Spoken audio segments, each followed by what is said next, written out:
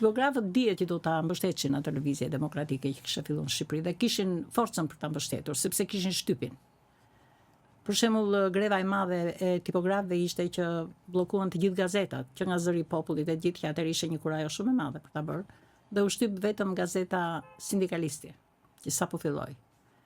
Pastaj filloi një lëvizje edhe në Telekomin, që ai është një mjet komunikimi shumë i rëndësishëm.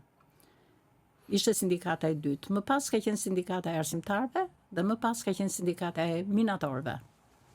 Që dhe ajo ishte një uragan, një sindikat shumë e fortë sepse ishte shtresa më vulnerabël e klasës e punëtorëve, e keq trajtuar, e keq paguar, edhe njëkohësisht në kushte terrible pune, shumë të këqija.